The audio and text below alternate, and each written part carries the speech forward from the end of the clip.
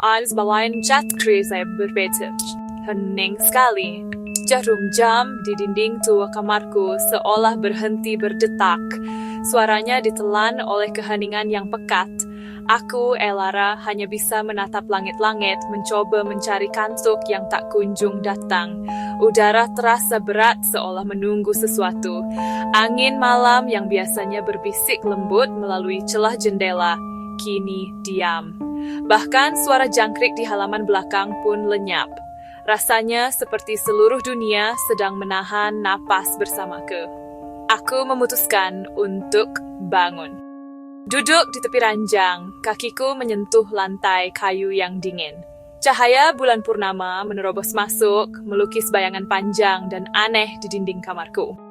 Lemari tua tampak seperti raksasa yang sedang tidur. Kursi belajarku wayat mata terlihat seperti sosok bungkuk yang mengawasiku dalam diam.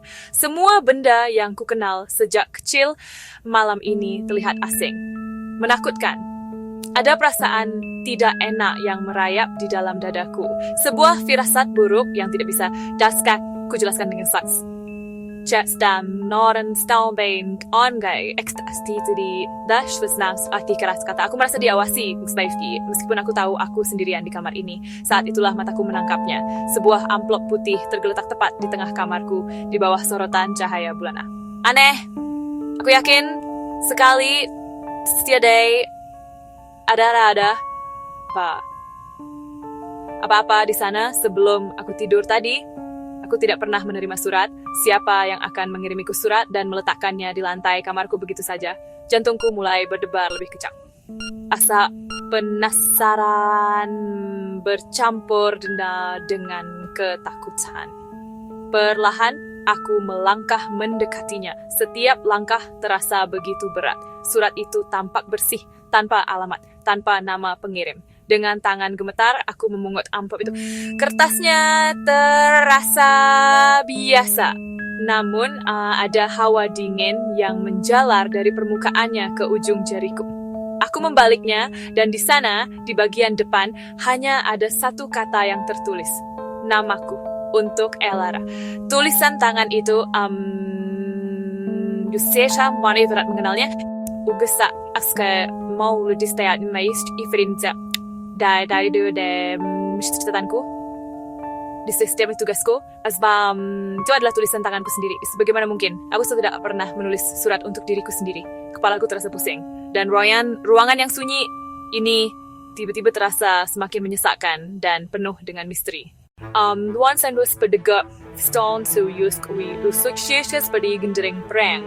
And the next napas tertahan. Aku merobek amplop itu perlahan. Di dalamnya ada selembar kertas terlipat rapi. Tanganku masih gemetar saat ku buka. Tulisan itu seolah milikku, tapi panik, tergesa-gesa. Setiap goresan pena berseberisatusan teriak ketakutan. Aku membaca kata demi kata dan darahku terasa semakin dingin. Elara, jika kau membaca ini, berarti kau masih punya waktu. Aku adalah dirimu dari masa depan. Jangan bertanya bagaimana. Dengarkan saja. Malam ini, jangan tidur. Jangan pernah mematikan lampu. Jangan buka pintu kamarmu untuk siapapun setelah jam 12 malam. Dia akan datang. Dia akan meniru suara ibu.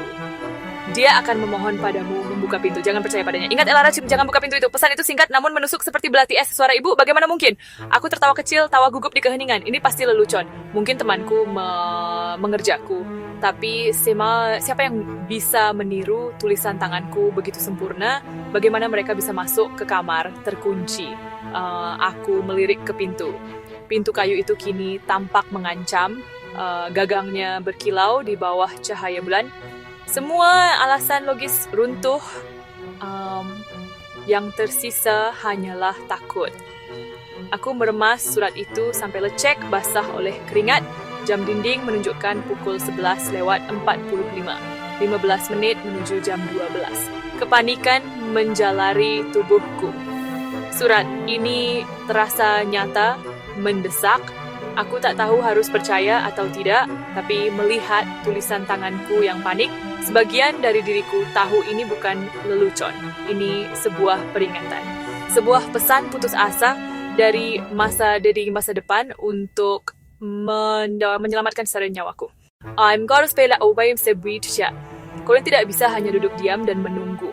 Surat itu berkata, jangan matikan lampu, ku segera bangkit dan menyalakan semua lampu di kamarku.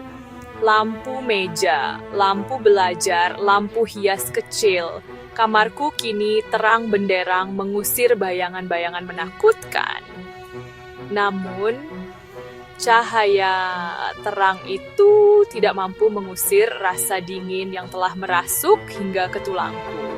Aku kemudian teringat bagian kedua dari instruksi itu, jangan buka pintu. Aku bergegas menuju pintu, menguncinya 2 kali. Aku bahkan mendorong meja belajarku yang berat untuk mengganjal pintu itu. Napasku terengah-engah bukan karena lelah mendorong meja, tetapi karena ketakutan yang semakin menjadi-jadi. Aku duduk di lantai, menyandarkan punggungku ke dinding yang dingin, mataku terpaku pada jam. 11:58, 2 menit lagi. Setiap detak jarum jam terdengar seperti ledakan di telingaku. Sunyi, terlalu sunyi. Aku memeluk lututku erat-erat, mencoba membuat diriku sekecil mungkin. Aku berharap fajar segera datang. Aku berharap malam ini cepat berlalu. Aku berharap surat itu hanyalah mimpi buruk yang akan segera berakhir saat aku bangun nanti. Tepat saat jarum jam menunjuk angka 12, suara itu datang. Tok, tok, tok, ketukan pelan di pintu kamarku. Jantungku serasa berhenti berdetak. Lalu sebuah suara yang sangat kukenal memanggil namaku. Laras, kau pintunya. Ibu makan musingat. Anju suara ibu, persis justru ibu, lembat dan justru sayang.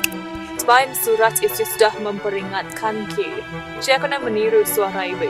Dia menutup mulutku dengan kedua tangan, menahan jeritan yang ingin keluar. Air mataku mulai mengalir tanpa bisa kutahan. Kenapa pintunya diganjal? Saya khawatir. Seseorang tidak dengar lagi. Kalau saya ini lebih mendesak. Saya nada setengah di dalamnya ini. Tengok semiyakanan. Sedangkan anda sadarku ingin berlari dan membuka pintu. Steve Darwin mengatakan bahwa Jack baru saja mengalami mimpi buruk. Tipsnya peringatan dari masa depanku terus terngiang di kepala. Jangan percaya padanya. Ketukan di pintu semakin keras, semakin tidak sabar. Lara, buka pintunya! Suara lembut itu kini berubah menjadi geraman marah yang bukan milik manusia. Gedoran di pintu semakin brutal. Suara itu tidak lagi mencoba meniru suara ibu. Kini yang terdengar hanyalah geraman cakaran kasar di permukaan kayu, seolah seekor binatang buas.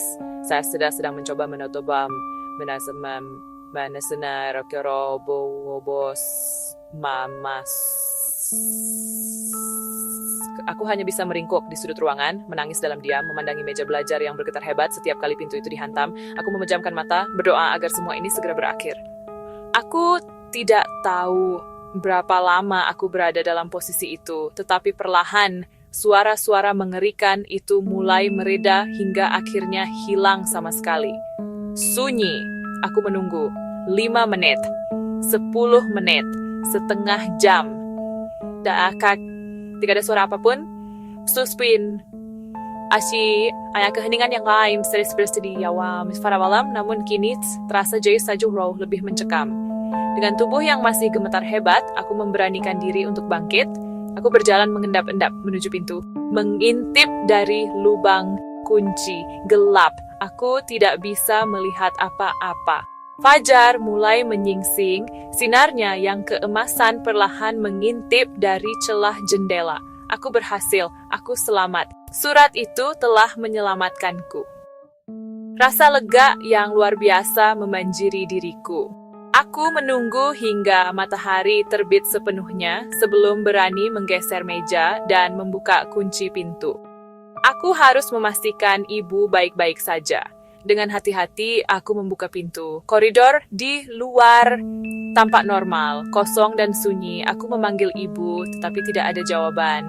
Aku berjalan ke kamarnya, pintunya sedikit terbuka. Aku mendorongnya perlahan. Di atas tempat tidur, aku melihat sosok ibu. Dia tertidur. Aku menghela napas lega. Semuanya baik-baik saja. Aku kembali ke kamarku, merasa lelah luar biasa. Saat aku hendak merebahkan diri di tempat tidur, mataku menangkap sesuatu di atas meja belajarku. Selembar kertas dan sebuah pena. Aku mendekat, bingung. Lalu rasa ngeri yang paling dalam mencengkeramku. Tanganku bergerak sendiri.